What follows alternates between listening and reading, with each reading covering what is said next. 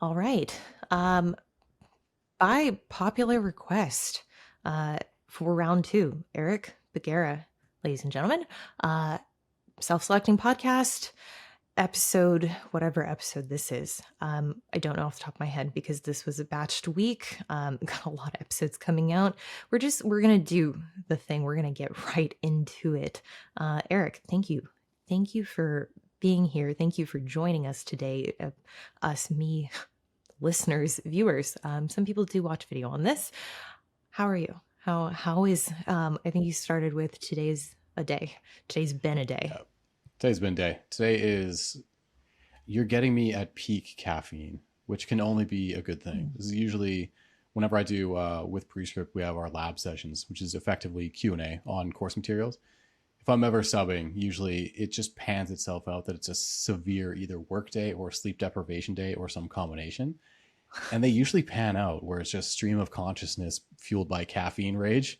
And it's the best possible outcome for everybody that has a real question because I'll just go off for like 45 minutes on the smallest thing. But it's been a day. It's been fun. I will say, every once in a while, I'll have your stuff on in the background while I'm doing some stuff because big fan of the show. Um, I did the thing. I checked the comments on mine. I was like, oh God, what do I do? Should I do it? I did it. It was a very, very kind shout out, whoever it was. I don't remember your name, which, raise hell about that. I'm a terrible person. One of the comments was literally like something about me being the voice of reason, which if Mm. there's anything I would like to be a takeaway about me in general, my presence on the internet and what I want to help people understand, it's that I'm just trying to be the voice of reason, make trying to make things that is in an extremely sensationalized field, but especially like area of the field, make it make sense so people can actually have a de-stressing experience pursuing something that, I mean, with your audience, it's a very, it can be an extremely stressful experience trying to build muscle, get super lean, and then present it on stage. It's already stressful enough. Let's be the voice of reason. Let's help talk people off of ledges with their training, with their principles, with things that are going to guide their decisions moving forward, instead of everything being a clickbaity, sensationalized, must get a million views, a million shares, a million everythings. Let's just revert back to anatomy, physiology, mechanism. What do we know that's actually happening? If you were to peel back all the layers of whatever YouTube video, whatever Instagram post you just saw, what's actually happening and how might this be applicable and why might it produce a benefit and why might it just be really cool to look at on the internet? I that right there is exactly why I wanted to have you back again. People responded really positively to your episode. It's still like, I mean, in contention with one of the most viewed episodes in the podcast. And I mean, that was like almost 20 episodes ago.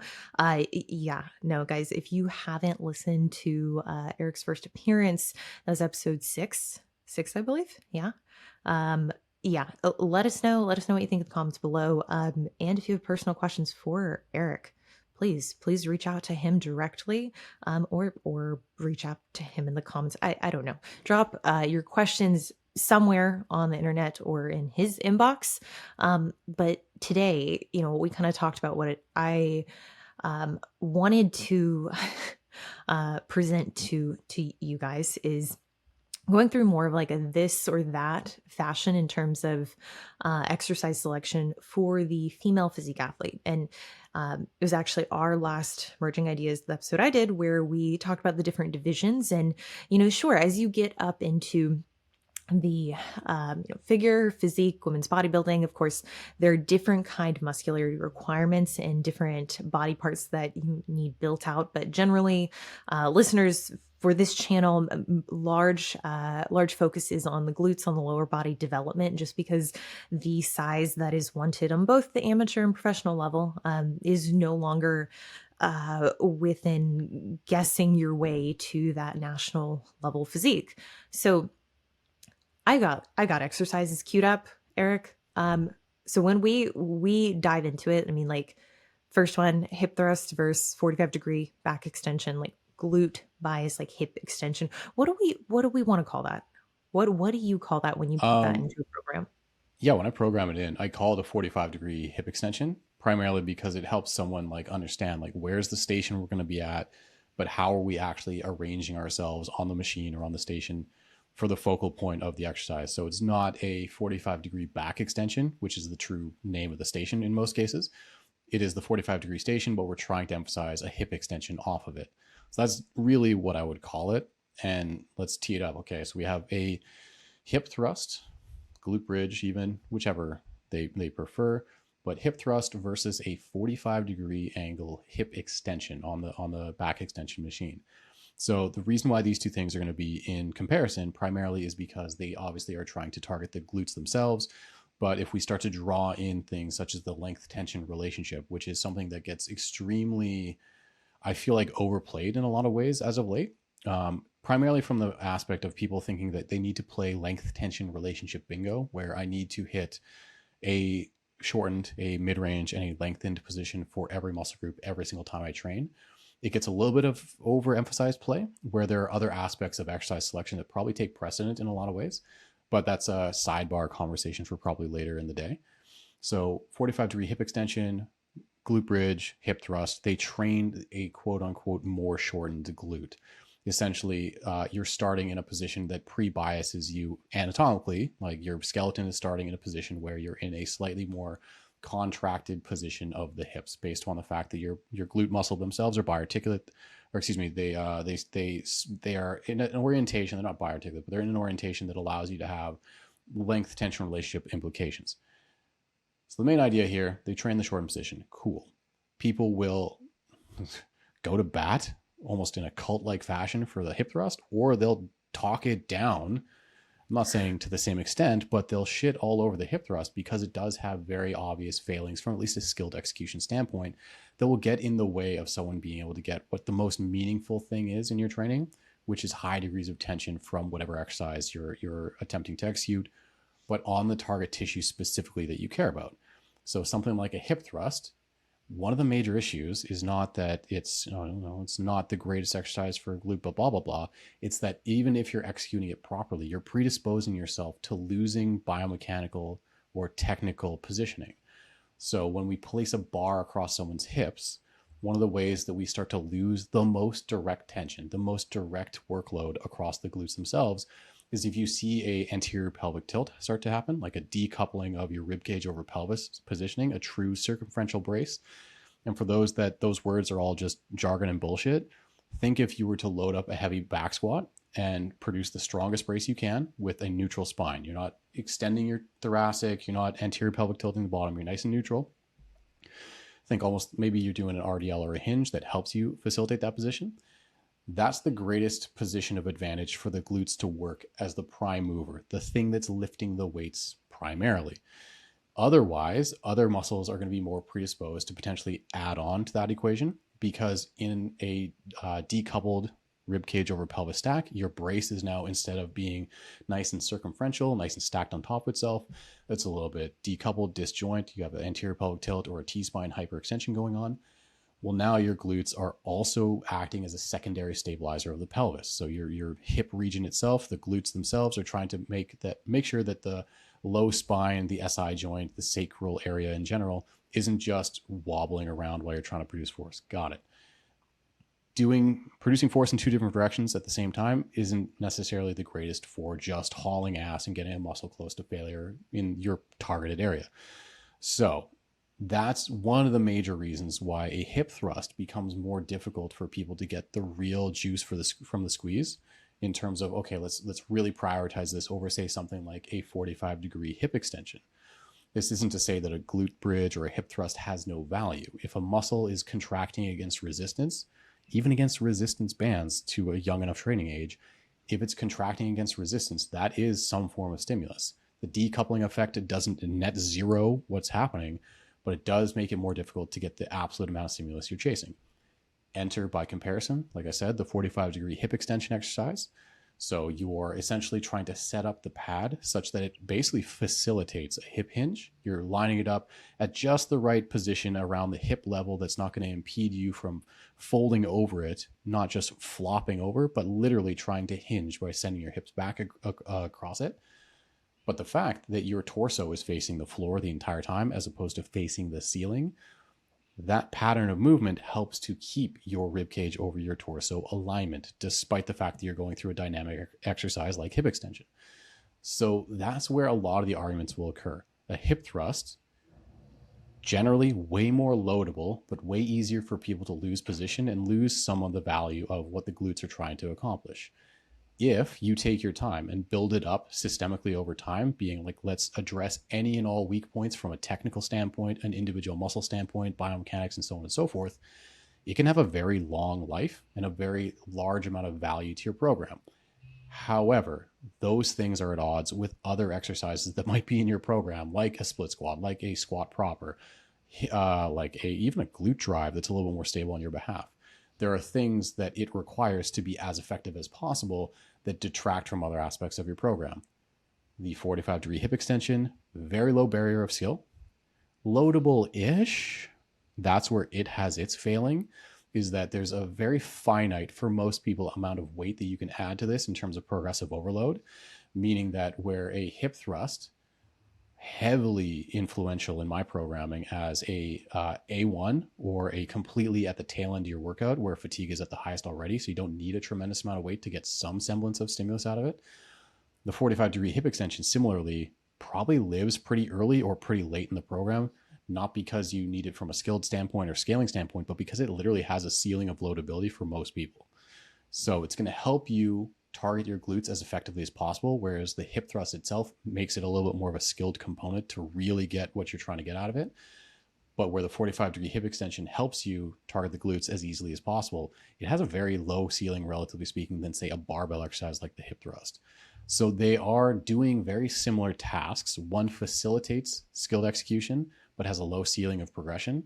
One has a higher ceiling of progression, but requires you, for the love of God, to treat it as a progressible exercise. I love that. I don't think that you could have brought a more comprehensive answer and comparison to the two. One thing I want to go back to is bracing. So in I guess my experience, what I've seen is for a lot of athletes, the understanding is like keeping the ribs down, like preventing that rib flare. Can you explain the difference between just simply depressing the ribs and actually bracing as you would, let's say, for I guess like more in the realm of like diaphragmatic breathing, how you would like for any of your compounds, but specifically relative to hip thrust, 45-degree extension, how that can make a difference simply squeezing your core, like just like creating a lot of intra-abdominal pressure versus really setting, I guess, setting up your ribs to where they're still stacked above the pelvis, if any of that made sense. Honestly, we led this a little bit like dunking on the length tension relationship, but it's kind of length tension relationship-y, but at the level of the spinal stabilizers. So if you go into hyperextension of, say, the low back, so anterior pelvic tilt is the common phrase for it. It's the Instagram slash the, I mean, I'm speaking to the audience, but it's very similar to the posing on stage to show off the glutes. My very novice understanding of posing notwithstanding. Or you have a T-spine hyperextension, which is just a flared rib cage. It's like your chest is raising up super high. When those things happen, what is the primary muscle group that's responsible for stabilizing your spinal cord, maybe into the low pelvis or the upper pelvis, whatever I'm trying to say here? Well, it's going to be all of the abdominal muscles and everything around the backside of your body as well. Your entire trunk, all the musculature that surrounds any of the joints that you're trying to stabilize. To truly stabilize a joint, everything around it needs to be engaged simultaneously. So back musculature, cool, that's not that hard. It kind of reacts a lot of times and just sort of is on by proxy of being loaded. Abdominal work, it's a little bit more troubleshooty for most people because there is the T-spine extension. This is actually very prominent, say, within RDLs or any deadlifting posturing. A T-spine hyperextension feels super strong because you're loading into your structure, but once it goes, you didn't really place your musculature in a position of advantage to really stay strong once you start to fatigue, and it just sort of cascades. But you would want everything nice and neutral such that you can brace down with all of the muscles in every direction as evenly as you possibly can to retain that position. Rec abdominis, I was going to say rec fem, oh my God. Rec abdominis, the six pack, it does flexion, but you're only using it in so much to prevent you from being in hyperextension. Your TVA, your obliques, all the other like deeper core musculature That's more of that depressive sensation, the bearing down sensation that Corey was alluding to. Those are very important as, again, primarily trying to stabilize the spine. So we have that as the major muscular component, but then there is a more of a muscular with air pressure style of bracing that is truly beneficial for like 1 rep max sort of work, because you're trying to specifically orientate. This is, well, it's you, so I can speak as deep as I want. The fluid ball, the intra-abdominal pressure fluid ball within the cavity of your torso. Basically, what this means is that you're not just a solid brick of humanity. There's like space within your torso, like within your viscera, if I may, in that general area, where as you breathe and as you sort of dictate sort of muscle tension, you can block off where certain areas of your torso want to expand as you breathe. So if you're just sitting here right now, relaxed, whatever you're doing, or if you're listening to this during a session or during cardio, higher intensity exertion, likely you'll feel like your chest is raising. Lower intensity scenarios, ideally your stomach feels like it's moving in and out. That's one way of sort of distinguishing like how or where am I quote unquote breathing or directing air. If we were to sort of get into this nice brace position, say there's a barbell on our back that's compressing us by virtue of just raw weight as well, it becomes a little bit easier through pursed lips to direct more of our air pressure or air directionality in diaphragmatically, which I'll catch hell from certain people that are more anatomically versed than me for saying these things, but that's the internet. But basically you're breathing into your stomach. No, your lungs don't exist in your stomach, but as a metaphor, that's where it feels like the air is expanding into. When you're compressed up top, it makes it easier for you to breathe into the diaphragmatic area or the stomach area. You would then bear down on that, and it's essentially like taking a balloon and squeezing it against a surface that is unmoving. You're generating a tremendous amount of pressure by sending airflow or air pressure or liquid based pressure, think hydraulic based pressure almost, behind a ideally immovable object. So you have supercharged your spinal brace by using, yes, the muscle to create a cylinder, but then you've directed specific air into that area as well, and then bared down on that, trying to compress it, thereby in almost a hydraulic way, super reinforcing a brace. That's like you're doing a 1 repetition max on a squat, you're doing a 1 repetition max on a deadlift, and certain things like that. Where it becomes an issue is that people will overly rely, say, on the air pressure aspect. And the concept is that they will overbreathe their brace. So if you're just sitting here, literally, if you're sitting listening to this podcast, you're already probably round your shoulders forward a little bit. You're in a stacked rib cage over pelvis position, as we have referred to previously. If you're looking for a reference point, this is it. If you're sitting upright with your shoulders slightly rounded forward, you have arrived in rib cage over pelvis. Breathe out all your air, brace, and then slowly breathe back in. And you should ideally, knock on wood, feel that area be the thing that gets a little bit of that air pressure sort of increase. If you just keep breathing, eventually that compartment, your stomach region, will literally just keep expanding until you hit your endpoint.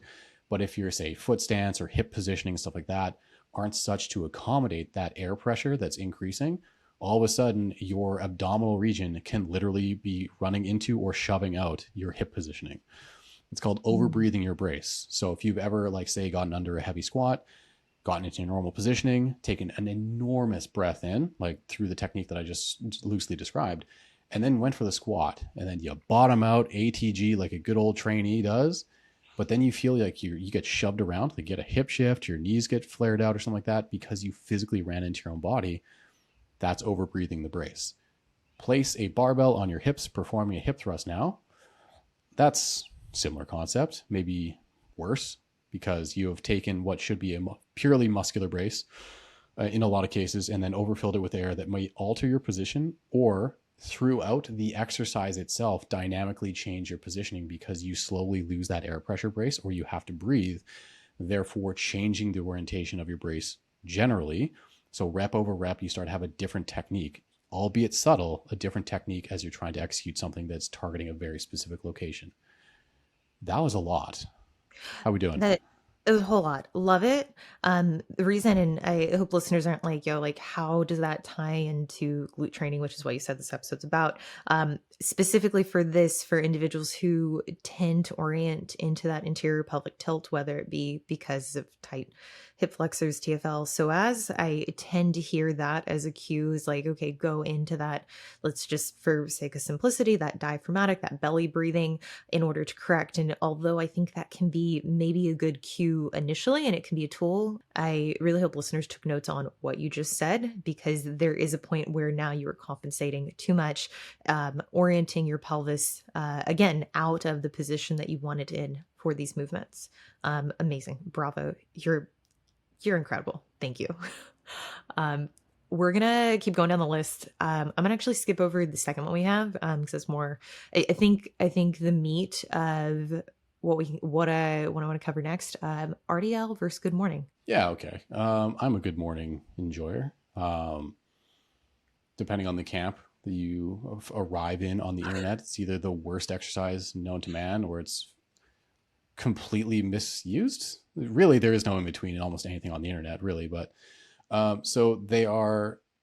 I started my personal introduction being like, let's reverse engineer things. Let's figure out, is it the RDL itself is the best exercise to grow the glutes, or is it a hip hinge technique that is the best thing to grow the glutes? Is it a rear foot elevated split squat, or is it a split squat technique broadly that is right? Like, what is the actual thing that is causing the adaptation or causing the growth? So using that as kind of the springboard, well, an RDL, Romanian deadlift, be it dumbbells, barbells, B stance, single leg, doesn't really matter. The root of the technique is just a hip hinge. The hip hinge is where you're attempting to link as best as you can the posterior chain of muscle. So think of generating adequate tension across your entire back musculature, into the hips, into the hamstrings, even deep into the calves, the whole thing through position and posture, and then slowly easing into, say, a bent over posture. Ideally, when you get there, depending on your mobility and depending on your technique and how you may load this, you'll probably, like, the tried and true rule of thumb is I feel a stretch in, I mean, ideally my glutes, usually hamstrings, sometimes calves. And if it's the calves, you may have an issue with positioning more than you do mobility. People think it's mobility, it's usually positioning. But you'll probably feel a stretch across some semblance of those musculature to kind of be an early tell that you're kind of in the right spot. That is the exact same thing from an RDL perspective as it is from a good morning perspective. The good morning is literally the same technique. It's a hip hinge. It's where's the position of the load and what implications does that have on either the ease of your technique, or the ease of getting the target tissue close to failure. Mm-hmm. So if I hand you a weight and tell you to do a hip hinge, that's awesome. It's not a leg press though. It's not, let's remove all semblance of internalized stability demands. So trying to make sure your spine stays exactly where you want it to stay and doesn't quadruple herniate. It demands you to have even potentially a little bit more mobility on your hips than maybe a leg press would, because it's a little bit more limited range of motion. There's a couple moving factors here that might get in the way of you hitting true, at least proximity to failure of the glutes themselves to get the greatest degree of stimulus. RDL, it's a little bit easier to manage than a good morning, because a good morning is probably a longer lever scenario of the weight acting against your rate limiting components than an RDL would be. So when I say that, we place a barbell on your back. The high bar position, low bar position, whichever you're going to choose, doesn't really matter. But the distance that barbell sits away from the prime mover, physically sits from the prime mover, and its effect on, say, your center of mass, or generally the amplification of the weight due to the distance, that's like probably the biggest factor to consider when choosing those exercises and then setting rep schemes. Placing a bar on your back, this is a can of worms, because there's 4 different things I want to sort of branch off to as its pitfalls or its benefits, depending on how you actually train for it. But it's going to make lighter loads harder for you to stay in the correct position, not necessarily to train the glutes. That's either an asset or that's a massive detriment that people just run into because they get assigned a good morning and they don't know what they're trying to actually accomplish with the good morning itself. So high bar position, low bar position, anything that's not like a safety squat bar, essentially, you are going to be predisposed by virtue of placing your hands on a bar behind your back into T-spine extension, flaring of the rib cage, especially when you then start to do a hip hinge. You're dividing by 0 a little bit there.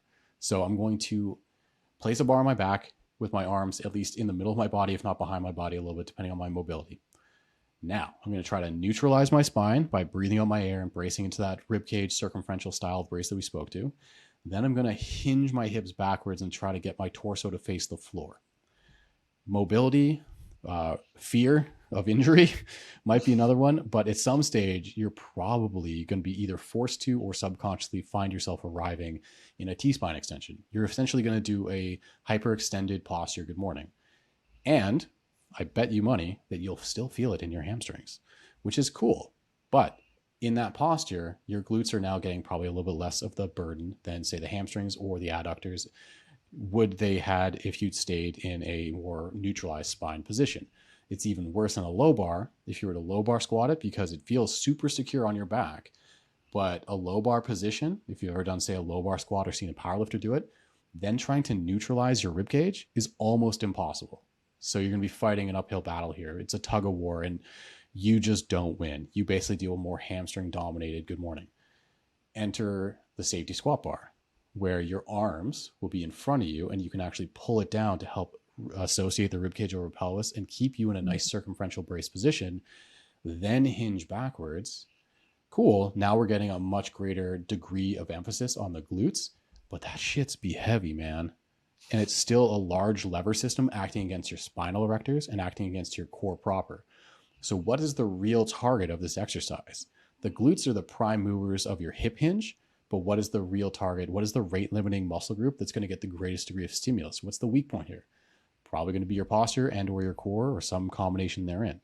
So it's doing a target on the muscle group that you're interested in, the glutes, by using, say, a safety squat bar version, but it's probably giving more adaptive stimulus to core, your spinal erectors, even though you can't really contract them proper. They're just going to be going haywire, trying to make sure you don't fold over like a lawn chair. That's really, in some cases, in my world, the benefit, because it's going to severely underload, teach technique, as well as train these very valuable muscle groups. But from a raw physique standpoint, you're pretty far away from failing just at the level of the glutes. Now contrast that with the RDL, where the weights themselves stay a lot closer to the movement axis, the hips themselves as well, meaning that the overall lever system acting against the core and the spinal erectors is going to be way less detrimental in this equation than, say, good morning. And all of a sudden, I mean, you're still probably going to need to strap up so your grip doesn't fail you. You're still probably not, in most cases, until you've trained for a significant period of time to sort of balance all these spinning plates such that all of your moving parts are relatively even strengths for your goals. You're still probably going to have, like, your core gives out, your grip gives out, your spinal erectors start to wilt or something like that. Something's going to happen, but you'll be way closer to true failure at the level of the glutes than in most cases with good morning. So at their root, they're training the same movement pattern, but there's a ton of things. There's interference between you and your goal of glute growth. To come off of that, specific to the good morning, I think it's important for listeners to consider in really the selection of a good morning, either in addition to an RDL, like later in the workout, that primarily you have in the physique world, bodybuilding world, specifically in bikini, you have this belief that, okay, if we're trying to keep the waist as tight and as small as possible, that we need to be very conservative with core training. And even more specifically, like I know for a lot of athletes that come to me, direct core training, even for athletes that are more advanced, is not something that is really baked into their program. And for many people, it's not been put into their program for several years if they are an active competitor, if they're a little deeper into the sport. So, I mean, is that something that you would say is also a consideration, just like with relative to the interference and really the skill set of the athlete, is if they themselves have, objectively a very weak core and they're not trained in even the skill of being able to feel whether or not their pelvis is stacked correctly under the ribs. That would be a pretty big consideration, even placing it later in the workout at a lower rate with a specific intention of, like, okay, we're not going to hit true failure. We're not going into this with the idea of exhausting the glutes. It could be a complementary movement, but if the athlete's ability to really find the right position and sustain that in itself could be limiting. Yes. Sorry, there's a little bit of delay on my end. I think it really comes down to the fact that within bodybuilding programming in general, it's typically, even though there's been a general movement away from like the ultra high volume, having such a similar movement pattern under the guise, if I understood the question, under the guise of like, okay, maybe this is something we can add in. It's not going to be the most like direct stimulation for the glutes, although it will be additive potentially, but it will allow us to train the posture of ribcage or pelvis, maybe get some core training in. I think that having those similarities between movement patterns is going to be a little bit more overkill and just generate more fatigue than maybe the value that it would have. And it isn't to say that necessarily direct core work, although I believe you from my own observations, and you're in the world way more than I am, is like probably pretty far from most people's thought processes, like direct core work. I would venture that it's more valuable to have someone do almost like a low intensity direct core exercise, something that generally, just puts them in positions that they don't often get into, that's as similar to say a posed position as you can get. Again, my understanding of posing could not be further away from my understanding of physiology, but I do know that you guys rotate. Now, how many exercises give you the genuine amount of rotation that you need through the T-spine to hit some of the poses? Probably not a lot. If I recall correctly, somebody tore their serratus at some point, so probably not a lot. Doing something like, wall reference book opener will get you a shitload of rotation, but loading something even a little bit helps you actually have muscular engagement that will generate a better response. So even something like a half kneeling wood chopper, if you do 2 sets of 10 per side at the end of workout, beginning anywhere, it's probably not going to be enough to genuinely generate appreciable growth or change to the physique, but it might be enough to modulate the nervous system to like get certain things that are chronically tight or that you haven't entered those ranges of motion in such a long time to give a little, to make it easier for you to hit certain posed positions.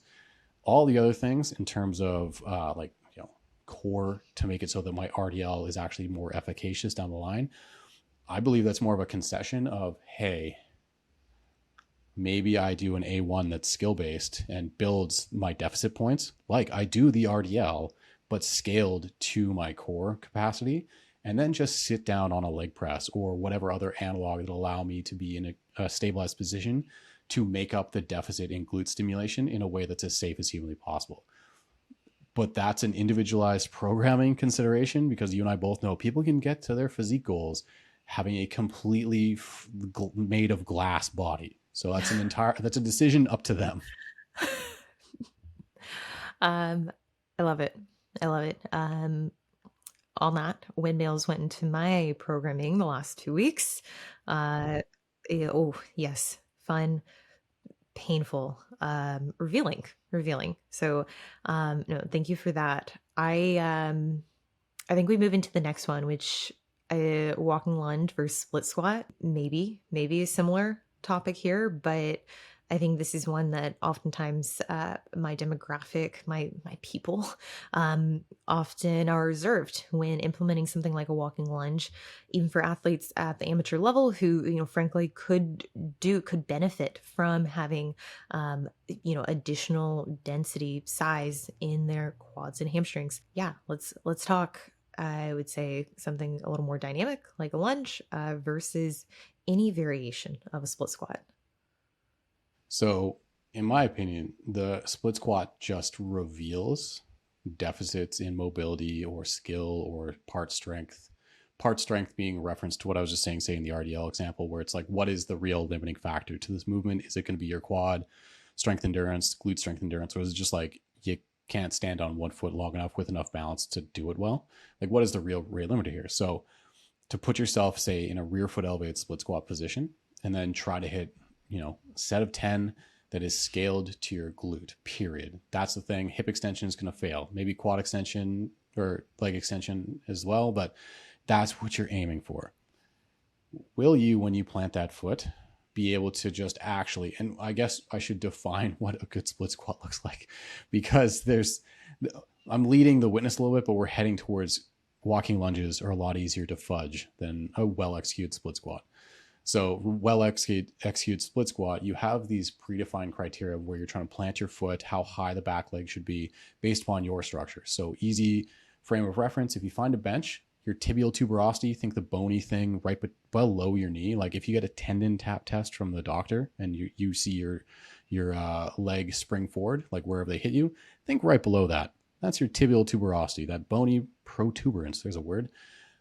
Aim for your bench height to be about that. Take a seat on said bench and extend your legs nicely, like to create a nice like angle between the bench, you, and the floor. Wherever your heel happens to land, now just stand up and put your foot there. And that's a really good landmark for both the bench height as well as the distance from the bench that you should probably kind of fit in for the most part. Maybe micro adjustments, but nothing crazy. Now, rear foot goes back, but your hips are square. Your back foot doesn't trail off into the distance, doesn't go off into the middle of nowhere. Your hips are relatively square. And you're either holding a weight in one hand, being contralateral. So the working leg, say, is my left. I would hold a weight in my right. Or you use just 2 dumbbells, one in each hand, to make it even more challenging and also probably help with the same things that a contralateral load would help with. But all of a sudden you feel an ouchie in your hip or your knee on the working side because you've been actually shoehorned into true hip internal rotation, which is great for your glutes because your glutes need to go through ER and IR to really go through what's called full excursion. So range of motion of the muscle to get the most out of the exercise. There's, partial ranges of motion are all the rage on the internet right now, but generally speaking, most exercises performed with full range of motion is going to be a really good bang for your buck. But when you do these positional things correctly, like set up what I would call a standard split squat, a lot of times you'll have your mobility deficits exposed, and either you'll have to again address them to be able to complete the exercise as described, or you'll have to compensate. And it's that compensation is fine, but it's also like if we're splitting hairs over physique development and we're going to send one leg off into the middle of nowhere and get artificial depth of range of motion out of position that would be best for my glute, well, something is getting more length to it. Something is getting greater mechanical advantage to help me stand back up. And it's probably not the glute because we have the predefined positioning that would be best for the glute and we're not in it. Adductor, quad is going to always be doing work because your knee is bending and extending, but there's other muscles that are going to get some stimulation here that could be good for you if you need adductors, or it could be detrimental if you need them to stay a certain size and you're really trying to target the glutes and you get all the fatigue but none of the return. So a split squat is a lot easier for someone to fine tune and put themselves in the right spot, but there has to be honesty with execution to make up any obvious deficits in mobility that are going to prevent you from doing it well, and then build it up doing it well. Walking lunge, super easy to compensate. You see it all day, every day, where people just walk laterally instead of just walking the straight line. The same description I gave with like a rear foot elevated split squat. One foot goes forward, you land on it, you descend, you stand up, and then the other leg does that same motion with squared hips. Like you're not jutting off into one direction as you're doing these weird like side splaying walking lunges, because again, it's putting artificial length in areas that you aren't necessarily trying to train. This talk being more centered around the glutes, if we're going to do that, think your standard issue hip to shoulder width apart, feet pointed straight ahead, maybe ever so subtly pointed out. For most people, that's a great position to get full range of motion through the glute itself. The deeper you go, maybe you get a little bit more hamstring adductor through different exercises, things like that. But if we just like jut off into the middle of nowhere, either through a split squat with a rear foot elevation, or we literally walk diagonally each step, well, we're just inviting, whether we realize it or not, other muscle groups to take on a ton of the workload. I like walking lunges because it's easier for people to just send it to failure because you just keep going. And then the compensations happen and you have the second wind and you just keep going. The split squat itself, like you're probably going to be shoehorned and you'll lose position in such a way that makes it very difficult to continue relative to a walking lunge. It's probably better for isolating the glute in that respect. But in terms of just having someone understand what real failure is, I think there's a benefit to the walking lunge in general. So bringing it all together, both of them have pros and cons in terms of ability to get to failure and ability to isolate the glute. It's a matter of the same problem probably arises with both of them, where people don't know that they're compensating outside of a glute's active range of motion in either one of those exercises. And when you do it correctly, you're probably going to undercut your perceived stimulus, although your stimulus is probably going to be more direct and more effective, even though you have to build up the load or reps or whatever you have sacrificed to do it better. Amazing. Amazing. Thank you. Thank you for that. Um, that makes me, it kind of poses the question, depending on the athlete, what would it look like in terms of training the skill of moving through any of the movements that we've discussed and getting them to recognize and feel and replicate position stimulus? What would be that time frame that you would say is generally needed prior to someone being let's just say at a point where they can progress load, they can progress intensity? So we operate in I operate in many different worlds in terms of programming and delivery and like quality control. So you and I both operate primarily right now in the online space. I'm not sure if you do a lot of in-person at all in your career now, wherever, but that was my original, was all in person. Online didn't exist, or I was like, no, online doesn't exist for me. Now shift forward to now, it's like in person, it's like 2 people per week. So it's something to keep my foot in the arena, but it's primarily because of my lifestyle and what I need online. Regardless, my experience has always been like, okay, in person, your quality assurance is you. You can make sure they do it well, and you'll probably be able to, even in a learning phase, get them close to failure the way you need them to be, because you have direct control over positioning and immediate corrections. In the online space, especially online physique coaching, you can see dramatic progress through improved quality of movement, but it's a commitment to that improved quality of movement. And it might be a shifting of perspective away from what people generally think is the stimulus that they're actively driving towards every single workout, being in a lot of cases load, the burn, or certain other things. So my general framework for the online space is funneling people, whether they want to or not, towards the highest quality of movement through exercise selection, as well as load positioning, as well as tempo is my best friend. In any of these exercises, it's not uncommon for me to use, like, I don't really go beyond a 3-second eccentric, but like a 3-1-1-1, a 2-1-1-1 tempo, to have the person indulge in a longer time spent controlling their descent. Typically, if it's a split squat, if it's a lunge, if it's a RDL, especially, even like hip thrusts, glute bridges, controlling the eccentric typically is the thing that people need to not lose position and have other muscle groups take the brunt of what they're trying to accomplish. So in the online scheme, it could be a week over week, just, I don't want to say arbitrary, but like it's a planned model where it's like, okay, we start very reasonable RPE, 8. That's, hard, but it's easy hard. You have 2 clean reps in the tank at the end of each set. You worked, but you're chilling. But there's a tempo of 3-1-1-1 on your RDL, RPE 8, set of 10. That's a shitload of very skilled execution you're going to be going through. The next week, that RDL, 3 sets of 10, RPE 8, 3-1-1 tempo, it becomes 2-second eccentric, 2-1-1-1. Maybe the next week, the RPE goes up and I keep you at that tempo to challenge your ability to maintain position under a higher setting of fatigue or duress. And we just keep clawing back. The ultimate goal is to get to, again, if you live on the internet long enough, you're supposed to do no more than 2 sets of 6 to 8 reps with 3 minutes of rest for every exercise, because the fatigue monster will steal your gains otherwise. But you get what I'm saying. There's a progression point to what people would perceive as like more of a normal rep scheme, like 6 to 8, maybe 10, 12 reps, depending on the exercise, 2 to 3 minutes of rest, no tempo, no constraints, just well executed exercise. But you're constraining them and funneling them towards the execution that you need them to do. The whole time, though, if you've ever done a set of 3x10 RDLs, dumbbells, barbells, doesn't really matter, with strict tempo, 3-1-1-1, and knowing that RPE, RIR, either one, they're the great normalizer of your experience. If I tell you we're doing a 3-1-1 tempo, people are like, oh man, that's going to be so light. I just told you it's RPE 8.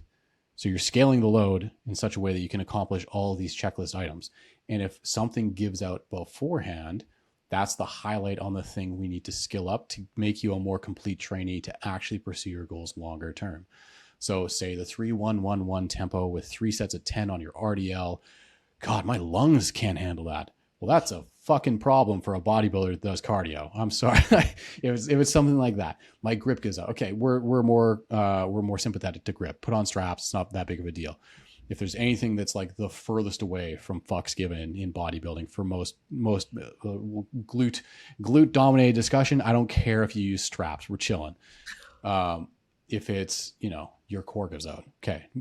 We are doing a lot of time engaging the brace.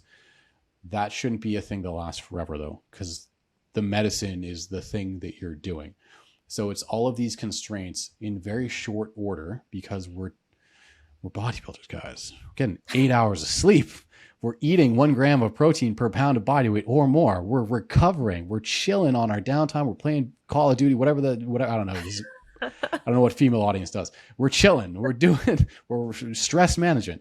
It should be relatively fixed in short order if we're very adherent to the things that are actually the rate limiter. We're not just running through walls trying to make our RDL feel like a leg press. Because the leg press is sit down and just exertion until your nose bleeds. Because all of those other moving parts that make an RDL or a split squat, the value they carry with them, they don't exist necessarily in a leg press. And that's why they both have value. One challenges your entire system to make you more robust for all of your training. One is just, go do that one attribute. Grow the quads, grow the glutes. Don't think, get a nosebleed, go to town. Do you think that when we move the conversation to any kind of abduction movement under load, so machine versus cable, similar thought process in making that selection? On a machine, you should be able to send it. You should be able to get the nastiest pump on machine abductions, as opposed to something like cable abduction.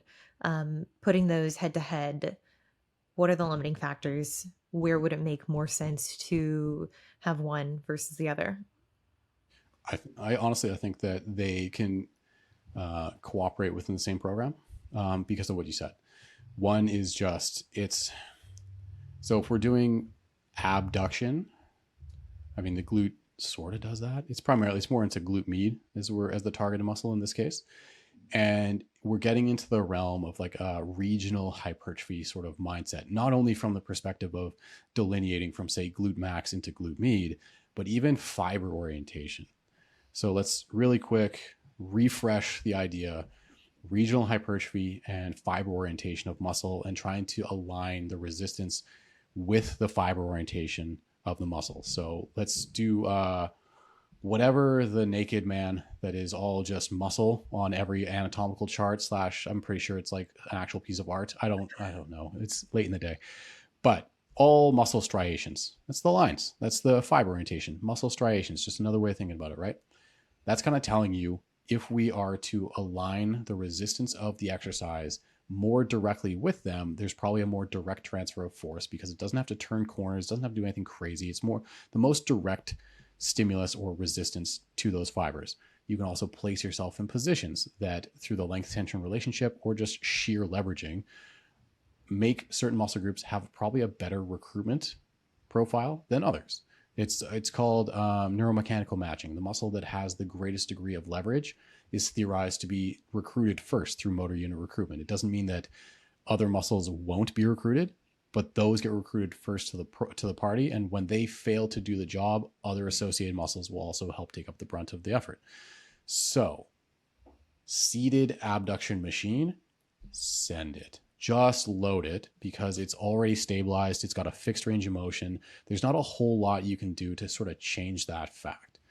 Cable-based work is where we start to draw in, okay, this is a really long-term play that I don't think people recognize when they start to have the nitty-gritty, nuanced, optimal, regional hypertrophy discussion, is that I don't think I have to explain this to you or your audience, but muscle takes a long, arduous time to grow. It's a giant pain in the ass.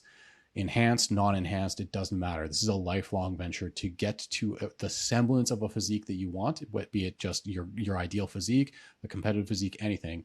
You're looking years and years of investment down the road to then scale it to a region. All right, I need this area of my glutes, my glute med, for example, and then be like, now let's be super nitty gritty, super smart. Use a cable where I can specifically line up my setup and execution to most directly attack this one line of fibers. That might work. It probably does. There's a lot of supporting theories and evidence that say that regional hypertrophy is definitely a thing. Neuromechanical matching probably makes sense as a thing. So we can target more specific areas and then leverage them to be the most ideal muscle group to get recruited first. But how does that compare to just sending it? Well, either one of those scenarios requires a long-term play within your program to maybe see the appreciable benefits of being so nitty-gritty. So the glute med is a stabilizer of your hips.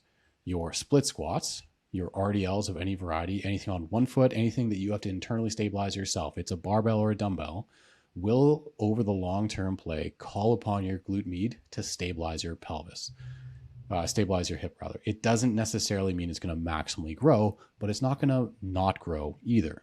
When you're trying to make a selection on how to bring it up, your structure, your genetic profile, what you need most, if it's a clear and obvious, not getting hit by just straight up abduction machines, cables for most people is a really strong candidate, either at the same time or instead of.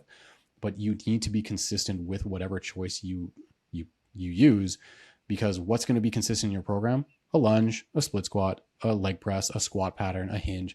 The big rocks will always be there, and that's why you see major glute max development. But glute med development needs just as long of a duration of time, because otherwise it's getting its primary stimulation through stabilization. It's like planking and having your core change its size or shape. It definitely works early days, and if you do it long enough, like male competitors or just men in general, forearm training. Some guys just have fucking forearms, and it's some of it's genetic and some of it's just from squeezing barbells and dumbbells and the machines for like 20 years. Is that the route you want to take with your glute med? I mean, I have no real obsession with my glute med in particular, so I'm not doing kickbacks. I'll do my lunges and and whatever else, right? If you're a stage competitor, okay, the selection you make, depending on your genetic layout, your particular goals and your program and all the other things that are going around with it, make your choice. I would honestly choose the route, if we're going to be a long-term play, of a cable, so you can be most specific to your goals or to your body, but it probably lingers there, and you have to treat it like progressive overload, like everything else. You can't just be like 3 sets at 15 at RPE. I did it, guys. It's done. You got to try, because that's a small muscle group that needs very precision setup and execution. But like all muscles, they're pains in the ass and require a lot of time to grow. I think one of the biggest limiters that I see with the cable abduction, in what you're describing, someone having it in their program long term, is that oftentimes in that pursuit of whether it be stimulus or even just completion of my 3 sets of 20 to 25 reps, whatever it is, the repeatability rep to rep sometimes crumbles. I know for a lot of individuals, even just the setup with the cable abduction, okay, well, does that working leg, do I need to be internally rotated? Do I need to have all the way down to the heel, pointed towards where the cable, I guess, is coming out from? Does the foot need to be in the front? Does it need to be in the back? A lot of times what I see athletes coming to me with is, oh, my training is good. I've been doing it. It works for me. Don't need any assistance with this. Yet when I review videos, I'm looking at a set of 15 or 20 and I'm like, okay, the first 10 look wildly different than the last 10. And maybe there even is the intentional shift in position where we're coming out with the working leg slightly behind the non-working leg, whereas the last half of that set, we're even coming back towards more of like a 45-degree hybrid abduction kickback type variation. So I think, at least like everything that I'm gathering, and I hope listeners have gathered from you as well, is like it it can have a place. It can serve a purpose, but I think you need to be intentional with what you want those reps to look like and how you plan to progress within that phase. I would say that's bang on. And my recommendation is pauses. Glute kickbacks, cable kickbacks, they're very similar to lateral raises of literally every denomination. You hit a threshold of weight where it effectively becomes nearly impossible to progress with weight. It's just that's the roll of the dice. That's the leveraging. That's you're not getting above 12.5 arbitrary units of weight on whatever cable stack whatever it is, right? Add pauses to things. I'm notorious with this with actually trap and rhomboid work as well, because the quality of movement for most people most of the time is probably the biggest rock they have within all their programming. Intensity of effort is something that is like a close second, like truly getting to failure. But the goal is the highest quality movement getting to failure at the end of the day. So something like a kickback, using pauses on every rep, as long as you need them to ensure the same replicated movement pattern, range of motion, but also excursion. So again, start to finish range of motion of that targeted muscle tissue is tremendously powerful. Like that's low key. A lot of my clients that might listen to this or whatever, their back work is all full of pauses because I need you to get your arms in a certain position. I need your traps and I need your rhomboids to actually pull your scaps all the way back to that certain position and stop half-assing it. Eventually, we don't need to do that. It's similar to the tempo discussion. But glute kickbacks, two biggest criteria to make sure they're actually as effective as you can make them be: the quality of the repetition, the replicatability of the repetition. So add pauses every single time, 1 to 2 second count in your head, vicious squeeze, because that means you got through the full range of motion of that very small muscle group. But anchor the top part. One of the biggest pitfalls that I'm sure you have seen, I have seen, we've probably both experienced in some capacity, when the upper body starts to move as the lower body tries to complete the repetition. So what that looks like is a small of the back arching or an anterior pelvic tilt. And essentially like the short version of all of exercise is you need one side of the muscle anchored such that the other side of the muscle can contract and shorten against it. So if we're using the glutes themselves, we need you to have core engagement and maybe even like lock an arm out against the machine, really post up and lock yourself in a certain position such that your upper body, the positioning of it, is not influenced by you trying to contract your lower body. Lock your upper in a certain position, be very specific with core engagement such that moving only through the glute med is what happens, as opposed to the glute med struggles to contract as you go through this anterior pelvic tilt as well. You want your pelvis stabilized in a very specific position as the leg moves as the glute med contracts itself.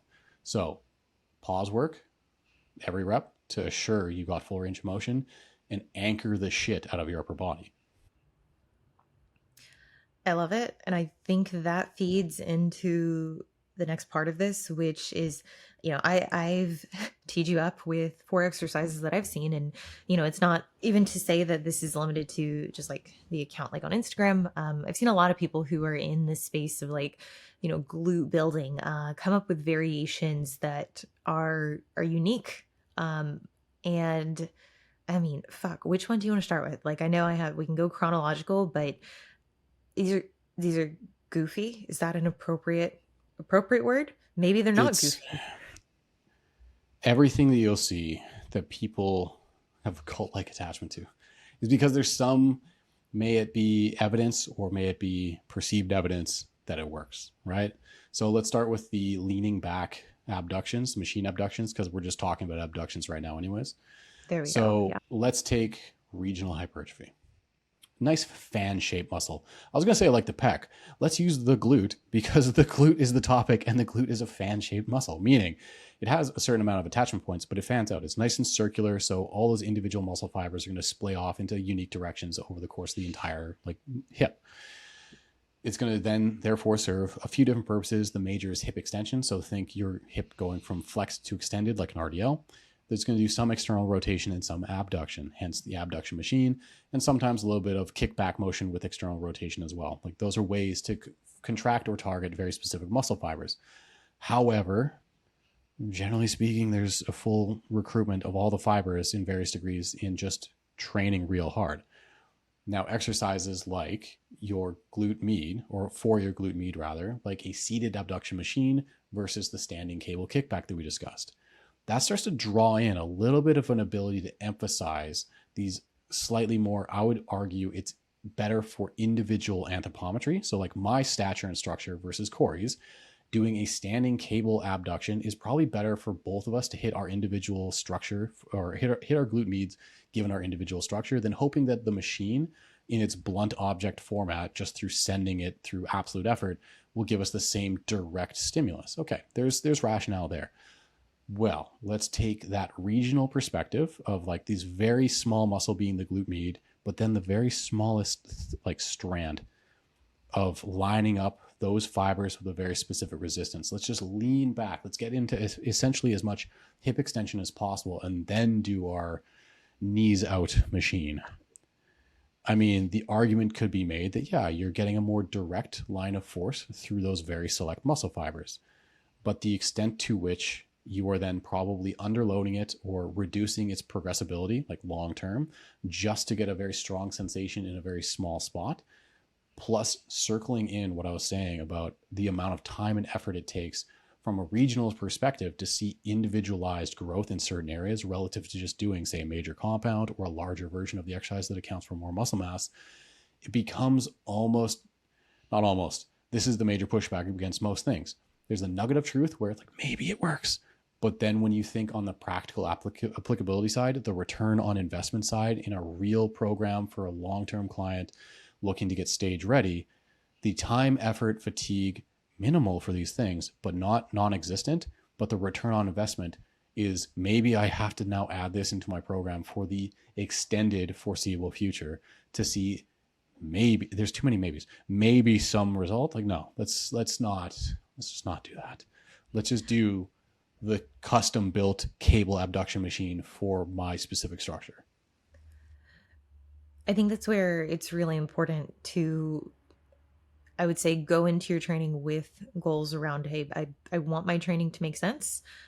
If you don't have that as a goal, if that's something for you that you're like, you know what, I'm okay with the ambiguity, I'm okay with doing this exercise for months on end, knowing that it might not be paying off in a return standpoint nearly as much as several alternatives, well, then by all means, like if that's what your goal is. But typically, whenever I have someone want to move away from, let's say, traditional machine abduction, and for listeners, for people who are not watching the video, who are not going to put themselves in really like a, is it, it's not a bridged position, is it? But I mean, like, I know there's the snow angel version of it that, you know, requires a very fancy machine. And then there's the uh, DIY get up into the glute bridge position and then do the abduction machine. Uh, goofy, goofy. I don't think it's necessary. Unless you're someone who's, if you just want to have that, in your program and give it your best go, it's just, the reality is there are better options that you'll be able to continue to progress in systematically. So I think you closed that one really well. I think that kind of leads into the standing glute med exercise, which for listeners, for those who are not watching the video, you know, putting the plate or dumbbell in your working leg, having, you know, some kind of, is it, say, ipsilateral support with, so your opposing hand. Is that, did I fuck that up or? No, you're on point. Okay. Um, Yeah, I let's standing glute med thing movement. it's no, it's not like okay.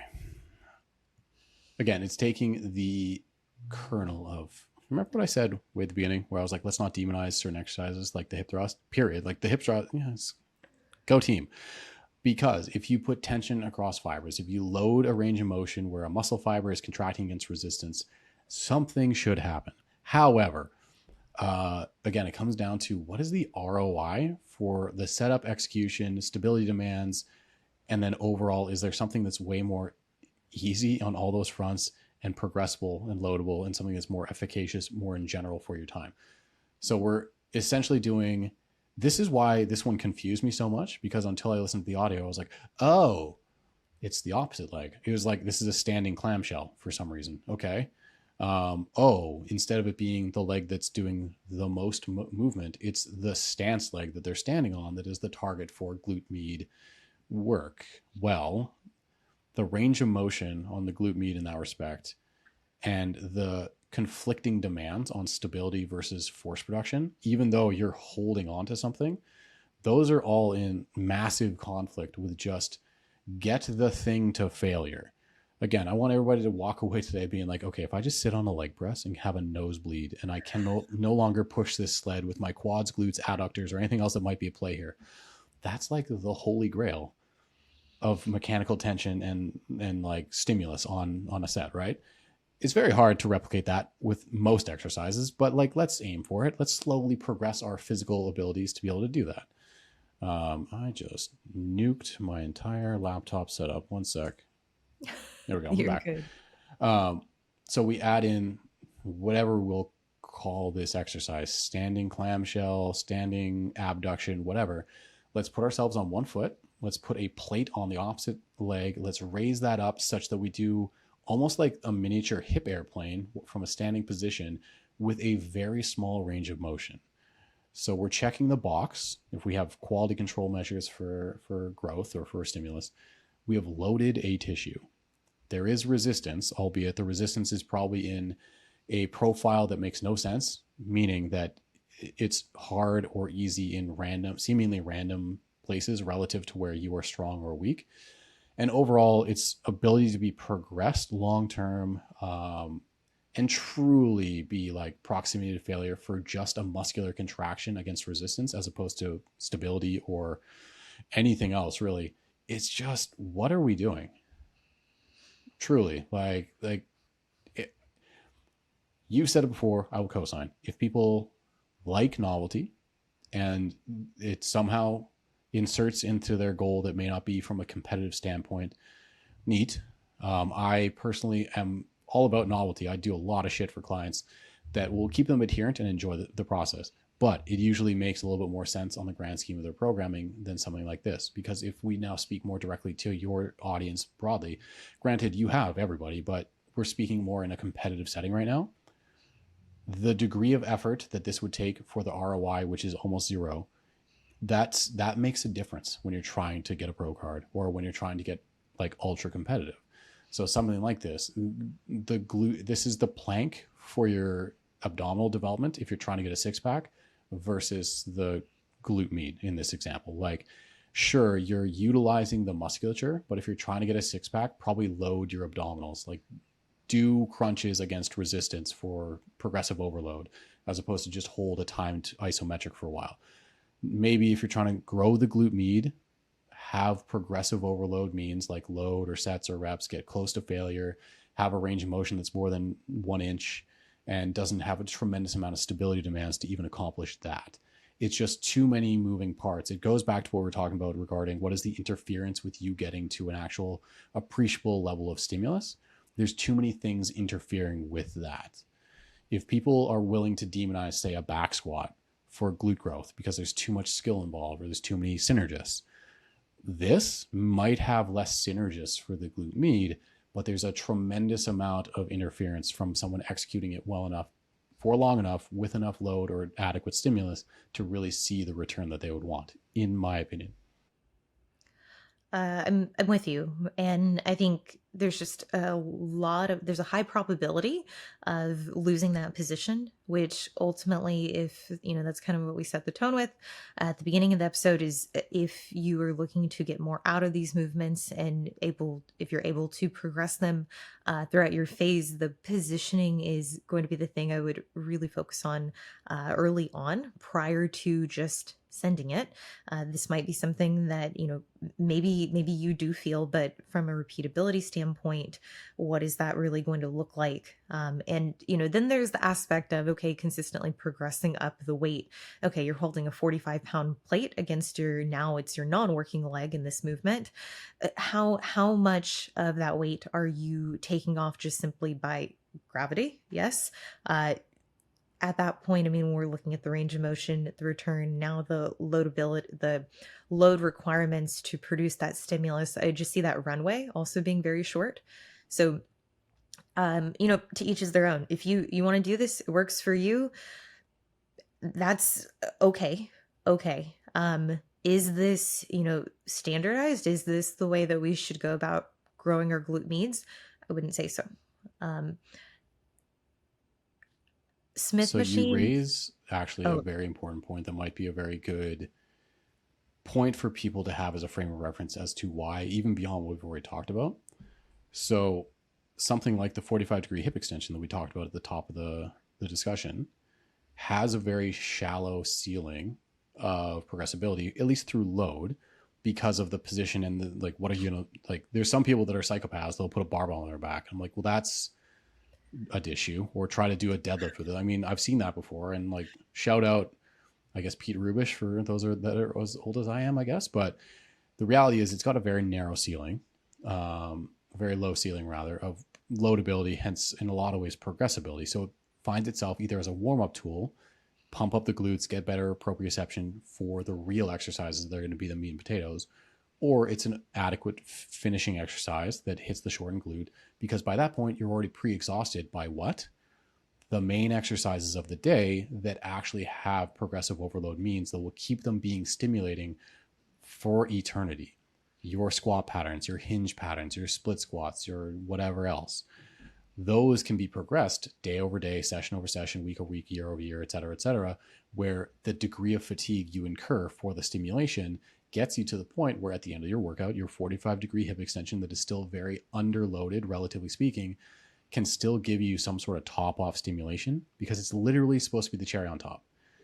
Compare and contrast to that concept for an underloaded exercise or a non-progressible exercise like the 45-degree hip extension for glute max relative to our standing plate abduction thingy.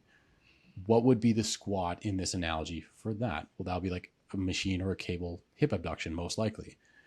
Well, those are already underloaded variations that are very precision in what you're trying to accomplish. So we're stacking low runway of progressibility, very, very, very precise, with something that's even more so. So we're just taking time within a workout, energy, fatigability, recoverability, albeit minor because they are such small movements, and we're just stacking them for next to no ROI because there was no big meat and potatoes exercise prior to them that could make it so that they had renewed benefit. How's that? love it. Love it. I think that poses a lot of food for thought for audience members in the program design. And that's really the goal with this is, if you need a cherry on top, great. Even with the cherry on top, even with the pump things, the stimulus things, it should still make sense. And you shouldn't be able to have to require the requirements in terms of loadability shouldn't put you at a point where you blow through the runway of that very quickly, which is typically what I see with that standing thing. Now, I'm glad you brought back up the 45-degree back extension and glute extension, hip extension, because that kind of ties into second to last one I want to go into, the Smith machine supported RDL. Um, thoughts on this? Um, just do a B stance. Um, so I've seen both. I've seen like a Smith machine where you basically are doing almost like a stiff legged deadlift across it. And then I saw obviously the one you linked me, which was actually a single leg RDL using a Smith machine bar as like a hip placement. Like it's preventing your hip from either rotating and like not being square straightforward, or it's literally preventing you from falling down. Inherent in having a physical barrier to you not falling down infers that you are then leaning against it. If you are physically leaning forward against an object while you bend over it into a trying to accomplish a hinged position, that has a direct implication on your foot pressure. Full foot pressure, even pressure between your big toe, your heel, everything in between. This is no longer like claw foot external rotation era. We're full foot pressure, flattened out foot, even distribution across everything. Between that and stacked rib cage over pelvis, those are the two greatest factors in helping someone achieve a true hinge, meaning achieving true glute like engagement and utilization through hip extension. If we're leaning into something that is a physical support for our hip, that would infer that forward lean that we're likely going to have some semblance of forward foot pressure as well, making it harder for us to have the glute get its actual full mechanical advantage and recruitment for that hip extension. Otherwise, could be adductor, could be like the back extension variation essentially is what is being performed. Could be adductors, hamstrings, as I said.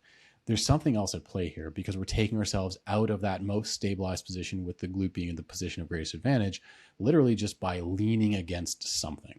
If it is a frame of reference where you're standing up against it and then hinging with it to help you sort of maintain some semblance of upright shin angle and the hips drift back and you're like using it as a target, maybe. But from what I saw, both in terms of what I personally see on the internet being the stiff-legged bilateral version and what you sent me, which is a single leg version, just do a B stance, because the B stance helps with whatever unilateral benefit the video is trying to achieve. So one leg versus the other, cool. We're going to individualize our structure. We're going to help load one leg more with less weight, whatever we're trying to accomplish with a single leg exercise. But the B stance will help correct for stability without having us lean forward against an object that might butcher our foot pressure. Thoughts? Yo, bars. That I love it. I love it. Last one, seated good mornings. Okay. Yeah, seated good mornings. So I'm old. Okay, guys. I've been in this, I'm 35. I'm old. I just offended like actual people that are going to be offended, but like I've been doing this for a while. I in all iterations of my program, because I've had to underload my hinge because I'm fatigued or something for muscle building purposes. I've been there where I've used a good morning as a genuine hypertrophy tool. I'm that guy that pisses everybody off because I use barbells in a hypertrophy program. Go team. I'm not against good mornings, despite the pros and cons that we discussed earlier. A seated good morning, I've seen that throughout my career as well. And I've always been confused because to achieve what a good morning is trying to achieve, we're trying to have the hips translate backwards. Most people, there's going to be a couple fault points when doing a hip hinge for someone, which again is the root of a good morning, is a hip hinge. They are going to have undue knee bend and completely come out of a hinge itself. Well, I mean, you're seated and you can position your legs so you can kind of stabilize your knee angle and stuff like that. It's not going to necessarily move. So you still be able to quote unquote lean into the posterior chain, but you're also going to have maybe a back bend or anything like that. Or in the case of back rounding or back bend rather. So the quintessential, instead of being in a standing position and your hips drift backwards to get your torso to fall forward, you just bend forward. Your hips stay completely in the same spot and you just bend forward and create like a 90-degree angle at the hips as your back drifted as opposed to your hips being pulled backwards. That's all I see in a seated good morning, is an exercise with a limited range of motion where it's got an easy fault point for people to not actually hinge because the muscle that they're trying to use to pull themselves back is in a stationary position on a bench already. Notwithstanding all the loadability issues, the long-term progression issues, because you would either do it with a bar on your back, which is just compressing you further and crushing you, which nicely ties into the over-breathing of your brace conversation from earlier as well. Like, how are you going to brace this? The range of motion, because you're already seated, which is hip flexion. And if we're trying to do a hinge, that's hip flexion into extension. You're already running out of space. So either it's on your back and you're getting crushed, not great. You're holding something between your legs. Well, you're going to run into the ground real fast. Okay, we need to set up an entire like station now to make this a viable option. Okay, we're starting. Okay. None of us are good movers. 0% of people listening, including Corey and I, are good movers. We're okay. We get better. But run with the assumption that none of us are good at moving. None of us are pro athletes. You listener, you are fantastic. But let's assume the rest of us are terrible. Okay. Let's run with that assumption to guide most of our decision making. And then let's go with that. Right. So the criteria involved in all these things oftentimes is predicated on someone being like an assassin mover to get some quality out of it. This exercise is in the same line. Like, okay, so we're making it more and more difficult to have it be a real hip hinge. And then we're also restricting the range of motion and the loadability and exposing the average person to more and more faults in the thing that would then create like risk. Neat. Let's do the real good morning. And oftentimes it's predicated upon, well, I feel it in this specific area. And this is where it comes down to, okay, do we have a checklist of items that kind of guide us in the direction of when does sensation matter and when does it not? Because I'm pro sensation as a guiding tool, but if it's in a position like this where the benefit of a good morning proper is the length of the range of motion and the distance of the load from the hips, because it means less load to get a training effect, but it's got a long range of motion. This has an already shortened range of motion because you're already in deep hip flexion just by being seated. And it's not very loadable, even though it doesn't need to have much. It's still not loadable enough. And the range of motion is just tanked outright. So why? Why are we doing this? It's too easy to fuck up and it's not great. Truly, going through these, I mean, I think that it can look really good for Instagram, but that's really where I see the focus being is this a movement that you can take someone with already really good glutes, and can you make it appear like, hey, this is effective. This is probably how this girl got this glutes because she's doing it, right? That would make sense that she's doing this movement because that yields a higher degree of glute hypertrophy. Insert bullet points as to make sure you get a sick pump. And there you go, 4 sets of 15 to 25. I am not a fan of movements that don't make sense. I'm not a fan of busy work. And I think in today's day and age, is oftentimes what we see just plugged in is just things that make you feel like you're working.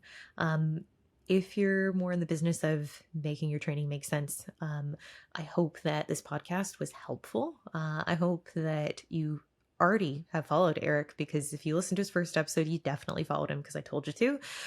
But if you haven't, if this is your first time listening to Bugera, please give him a follow. Thank you guys for tuning in. Eric, thank you so much. Where can people find you and your elite content creation on the interweb? Primarily, it's going to be Instagram at Eric Bugera.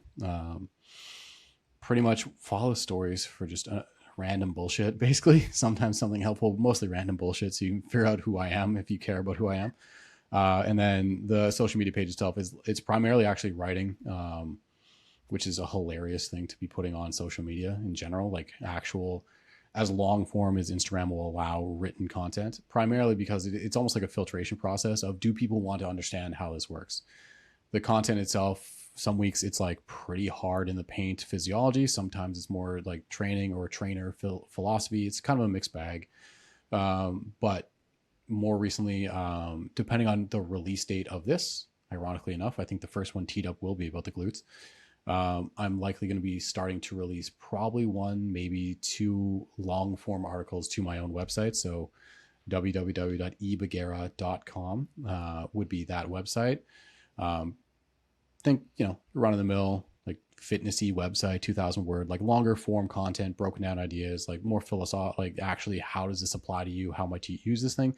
Expanding beyond what the confines of Instagram may allow. I love it. Thank you so much for coming on. Appreciate your time. Thank you guys for watching. As always, I will see you in the next one.